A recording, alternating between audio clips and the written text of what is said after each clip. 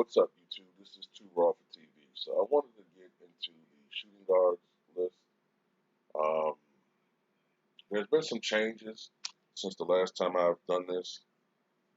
Um, some people I've taken off, and some people I've added or moved up. One particular change that I've made to this list is, let me just tell you that both Reggie Miller and Pete Maravich are no longer in my top 10. Not because I've soured on them in any way, shape, or form, but it's just that there are some players that have moved up since then because they've accomplished more, and there's one guy that I've included in the top 10 now who I didn't have then because of what they have accomplished in their career since then. If you pay attention to my channel, you might have an idea about who that particular shooting guard is. Um, but I want to give honorable mention to, of course, Reggie Miller, Pete Maravich, Earl the Pearl Monroe, um, Bill Sharman, uh, Hal Greer, um, Tracy McGrady. Tracy McGrady, pound for pound, is, was a better player than some of these other guys, but injuries, lack of playoff success, um, some of these things you have to take into account, and that's why I don't have him as a top 10 guard. And of course, I guess James Harden. Look, James Harden, great uh, scorer, but at the end of the day, I just can't put him in my top 10 yet. I just don't feel comfortable doing that. And I know a lot of people are going to be like, oh man, you're a hater. I mean, look, at the end of the day, I just don't feel comfortable putting him in my top 10 list. Another guy I want to give honorable mention to that comes to mind is Mitch Richmond, another great shooting guard. Um, you know, that to me is in that conversation as a top 10, at least top 15. If this was a top 15 or so, then yeah, I would really consider putting Mitch in this list. But his top 10, I don't know. But number 10, the guy that just makes the cut, in my opinion, is Ray Allen. Okay, Ray Allen, when you think of Ray Allen, you think of pure shooter. Up until Steph Curry, he was considered the best shooter in NBA history, or at least the greatest three-point shooter in NBA history. He's still the all-time leader in three-pointers made and attempted. I think his days are numbered in that category. As long as Steph Curry can remain healthy for 2 more years, I think that record is done. Um, Crazy thing about it, he may stay the leader in attempts for a couple of more years because Curry is just that much more accurate than he was. And Ray was very accurate at 40%, but Curry is over 43%, which is crazy considering how many threes he takes. Um, but Ray Allen was no slouch. I mean, he was the most prolific three-point shooter up until Steph Curry and other people. You know what I'm saying? Um, but you look at his accomplishments as an NBA player. I'm just going to list his NBA accomplishments, not collegiate. But Ray Allen was a two-time NBA champion, which what I used to help separate between him and Reggie. It's not about titles, but when it's a really close thing, you gotta look at certain things. Championships do matter in that situation. Of course, he won one with Boston and one in Miami. Um, Ray was a little bit more prolific as far as three-point shooting than Reggie. Slightly better percentage. Reggie 39.5%. Ray right at 40%. Ray was a 10-time All-Star. He was on the All NBA second team in 2005, All NBA third team in 2001. He won the NBA Sportsmanship Award in 2003. He was the 2001 NBA three-point champion. He was on the NBA All Rookie second team in 96-97. And he scored 24,505 points in his NBA career for an 18.9 points per game average. I was actually a little bit surprised that Ray didn't come back for one more year to crack 25,000 points. And also, he only needed 27 three-pointers to reach 3,000, which would have been a cool number to reach. But I guess Ray didn't really care about those types of things. Despite his reputation for being just a shooter, a scorer, and despite the fact he was not really ball dominant like that, he did dish out more than 3 assists per game for his career, 3.4. In his prime, it was closer to 4.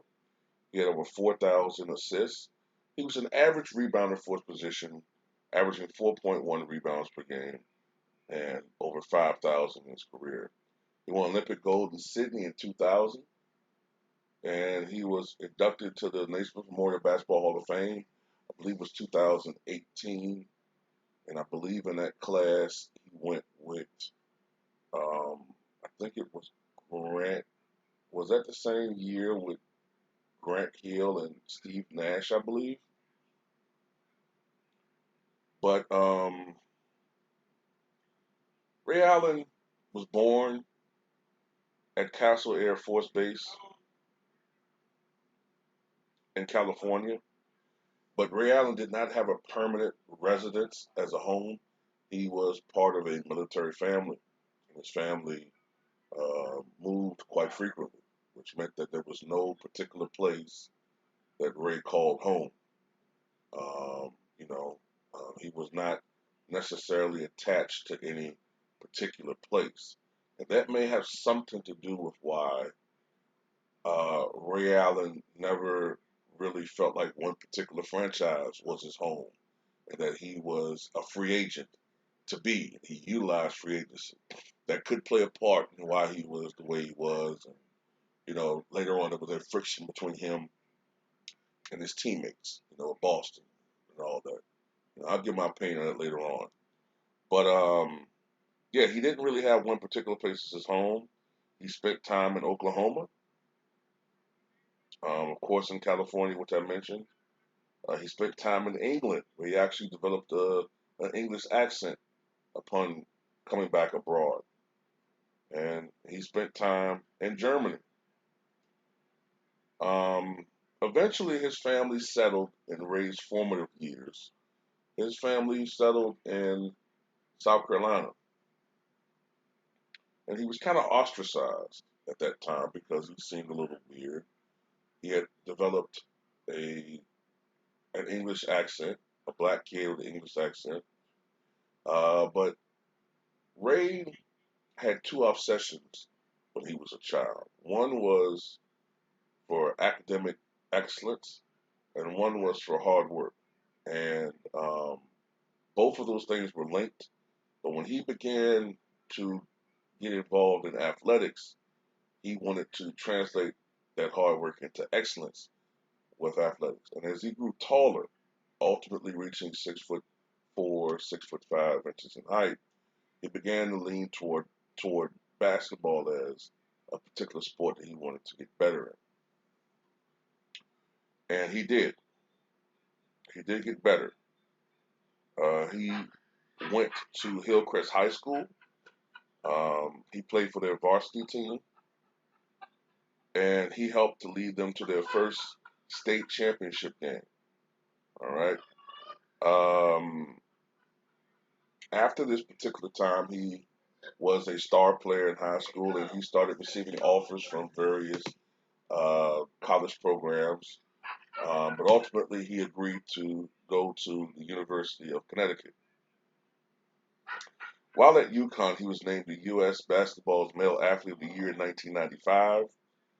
And in his final college campaign, Allen was the first team All American and won the Big East Player of the Year award. Allen finished his UConn career third on the Huskies' career scoring list of 1,922 points and set a single season school record by connecting on 115 three-pointers in 1995-96. That's a lot of threes for that era, 25 years ago. Ray Allen was drafted. Some people forget this, but he was drafted by the Minnesota Timberwolves. However, in 1996. was the fifth pick. However, he and Andrew Lane had their rights traded to the Milwaukee Bucks in exchange for Stephon Marbury. So he became a Milwaukee Buck. Now, in 96, 97, that was a rookie class that was dominated by Allen Iverson. Philly was a bad team. He got an instant green light to shoot the basketball and got playing time. Kobe Bryant was buried on the bench, but his flair, his game, he did get some notoriety for, his occasional flashes of brilliance on the court. And I say occasional because he didn't really get a lot of playing time. I do remember him leading the NBA in points per minute. Ray Allen, I'm not saying he was running the mill, but he didn't stand out as much personality wise. He wasn't putting up huge numbers, but he was putting up pretty good numbers. The younger Ray Allen was a guy that, if you watched him play, his game didn't resemble the Ray Allen that we saw in Boston or Miami. You know, he would shoot from the outside on occasion, but he was more of a mid-range guy at that time. Um, while he did shoot the three in college, when he got in the NBA, he was more of a mid-range guy, and he also would take it to the rack slash more. Not saying he was Clyde Drexler or Jordan, but he was athletic. He would dunk on you. Tracy McGrady talks about a time when Ray Allen dunked on him in a game, and eventually Ray began to shoot more and more from outside, more and more from outside. Ray was a really good foul shooter coming into the NBA, became tremendous. Usually shooting around 90% from the foul line. Um, in his rookie year, Ray Allen averaged, let's see here, 13 points a game. Shot 43% from the floor, 39% from three, and 82% from the foul line. All fine numbers. And he was on the all rookie team. His second season with Milwaukee, he averaged 19.5 points per game during playing all 82 games, starting all 82 games, shooting 43% from the floor, 36% from three, and now 88% from the foul line, in addition to 5 rebounds and 4 assists and 1.4 steals. Ray Allen was an all-around player. Milwaukee was not a great team, but oftentimes they were in a difficult out due to having at that time Ray Allen, um, of course Glenn Big Dog Robinson. I believe Vin Baker was still there, but he might have been starting to have his difficulties with conditioning and depression and all that shit. Uh, but they were sometimes a difficult out, but they were not a really good team. Next couple of years, Ray Allen put up great numbers, 17 points um, in the abbreviated 50-game schedule. But I believe the first year that he became an All-Star was in 99 2000 when he averaged 22.1 points per game on 46% shooting from the floor, 42% from three, and 89% from the foul line to go along with 4.4 rebounds and 3.8 assists per game. All right. It was during the next year when they acquired Sam I Am Cassell that Milwaukee had that fleeting 1 year of greatness, or at least excellence. They went 51-31 during the regular season, not the best record, but they were an exciting team to watch. They were an offensive juggernaut, honestly. And I remember them having a really good team. Aside from the three people I just mentioned, I remember them having Joel Prisbilla. He used to give Shaq some difficulties. I remember Tim Thomas. Trying to remember who else was on that roster. It's been so long. I believe they had Darvin Ham come off the bench in that team. On that team, they're a really good team for 1 year, man. And They famously played in the Eastern Conference Finals. They played the Sixers to a hilt, but I think they went down in 6 to the Sixers. Many Milwaukee fans will tell you that they thought that that series was sort of rigged in Philly's favor. And then ultimately, George Karl was adamant about making that team more of a defensive minded team. And in a move that today really still irks Milwaukee fans, George Karl traded Ray Allen essentially for Gary Payton and Desmond Mason. I think it was Ray Allen. I can't remember the other person, but essentially he traded Ray Allen for Gary Payton and Desmond Mason. Probably something else with Ray Allen too. Another piece. But the reason why that trade is so unpopular, Gary Payton had no intentions on staying in Milwaukee, and he left. Ray Allen went to the Sonics and posted some of his best, actually his best numbers. You know what I'm saying? He posted his best absolute, individual scoring numbers. The 2005-2006 season really stands out in my memory. I believe he averaged over 26 points per game that year. It was during that season that he passed. I believe it was that year that he passed. I believe it was Dale Ellis for second all time in 3-pointers made, and was second only to Reggie Miller, who had recently retired, who at the time had 2,563s. And it was that season that Ray Allen went off for his career high 54-point performance against the Utah Jazz in the overtime victory. I still remember that game vividly. I think Ray hit something like 9 threes in that game or something like that. I still remember watching that game. But yet, Ray was putting up these great individual numbers. Also that year, Ray Allen broke Dennis Scott's 10-year-old record at the time with most three-pointers made in the season. In 95-96, there were numerous players that made 200 threes that year.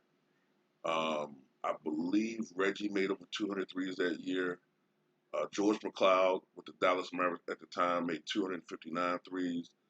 Dennis Scott set the record with 267 three-pointers for the Orlando Magic, and that stood for 10 years until Ray Allen broke it with 269 in 2005-2006. Now, since then, that record has been broken not only by Stephen Curry, but many other players have passed that record since we are in this three-point heavy era where guys are shooting three so much. That record has been passed by so many people. First, it was passed by Steph Curry.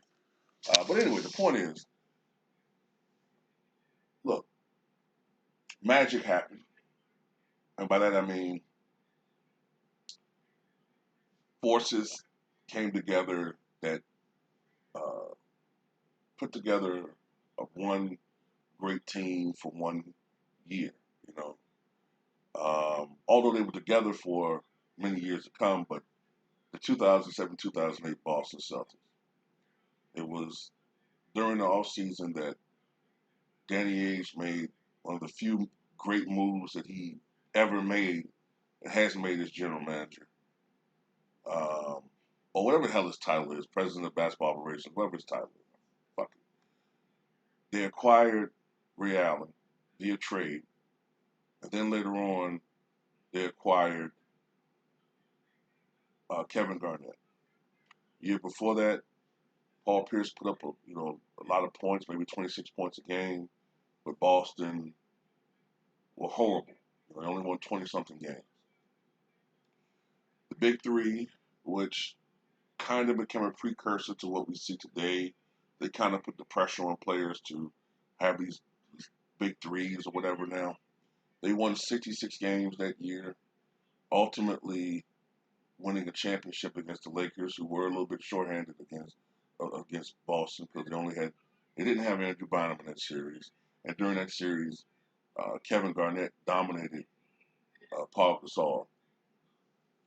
And Ray Allen was huge for the Celtics in that championship run. In Game 6, he hit 7 out of 9 3-pointers and scored, I can't remember the points, but 30-something points. And they won by 39 points against the Lakers in that game. The next year, well, the next couple of years, Boston would remain a top team in the East. They didn't go back to the finals in 2009, I think largely because Kevin Garnett got injured. In 2010, the Boston Celtics fell short, largely because of the fact that the matchup between Garnett and Gasol had reversed. Garnett was now a declining, diminishing player, and Gasol had asserted himself in that series, plus the addition of Bynum. And also, Ray Allen didn't play particularly well in Game 7. All these things contributed to Boston losing by 4 in that 7th and deciding game. One of the things that irritated me about the Boston Celtics during that whole run was the constant trade talks and rumors involving Ray Allen while he was there. You know what I'm saying? Constantly he was the subject of trade rumors, speculation. So it was at that time, I think around 2012, in free agency, that Ray Allen left to go to Miami to team up with LeBron James. Now at that time, with Boston, LeBron James was persona non grata. He was considered the enemy. So many of his teammates looked at Ray Allen a certain way. Still to this day, they look at him as a traitor. This is my thing about all of that bullshit, okay? This is my thing. At the end of the day, all these owners look at players as property. And when you look at it, I could kind of maybe look at Paul Pierce and get why he might feel like that. He played his entire career basically with Boston. Aside from the years with the Nets and the Clippers and the Wizards, he was basically a Celtic. But Garnett, you were a Timberwolf. Most of your career came with Minnesota. You only got there via trade. And then ultimately, the Celtics still traded both of you dudes. Unlike Bird and McHale, who got to retire as Boston Celtics, even though a less loyal general manager, someone not like Red Auerbach, probably would have traded. He probably would have pulled a trade for, who was it? Detlef Schrempf for Kevin McHale. He probably would have traded Larry Bird. You know what I'm saying? So at the end of the day, cut the bullshit. And like I said before, his upbringing, his lack of feeling of like belonging, you know, that probably played a role in that. Plus, he's a businessman. He probably looked at who gave him the better deal, and he probably felt like he could have had a better shot at winning a title. And he did. He won a championship in 2013 with the Miami Heat. And plus, as we all know, okay, it's been said countless times before, he helped to save LeBron James' legacy by hitting one of the biggest shots in Miami Heat history in that finals in Game 6 against the Spurs in 2013. One of the biggest shots in the history of the NBA Finals. But at the end of the day, Ray Allen is a consummate pro. And another thing, too. Apparently, he had real issues with Rajon Rondo. Real issues. And I find it interesting that Rondo will consider Ray Allen a traitor, but yet let's look who he's playing with right now. Who is Rondo playing with right now? Think about it. Not only is he playing with the mortal historical enemy of Boston, the Lakers, but he's playing with the same guy that they considered the enemy 6, 7, 8 years ago, LeBron James. So at the end of the day, it's all just egotistical. I'm just going to keep it real with you. Egotistical, dumb, typical nigga bullshit. Yeah, I said that shit. Because You ain't gonna see this shit, but with our asses. At the end of the day, it's fucking stupid shit, man. It's just another reason for us to fucking shit on each other and dislike each other. Ray Allen has been nothing but class. And y'all sit up there beef with this man because he left for free agency. Why the fuck would you stay with a team and they always have you as in rumors to be traded anyway? Always.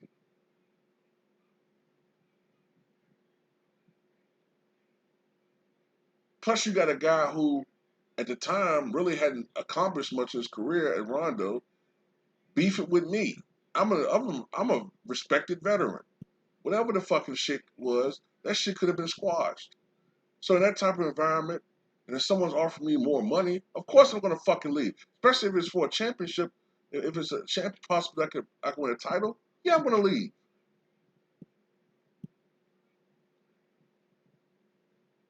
That's what Oscar Robertson fought for. That's what Kurt Flood fought for. For players, in particular black players, but players in general to have the right to leave in free agency to have a voice. Because before Oscar Robertson took those motherfuckers to court, even if you were a free agent, you didn't have no rights. They could still, you still didn't have any rights unless the team decided to trade you away. So yeah, fuck Kevin Garnett and fuck Rondo on that tip. Tell me what you guys think.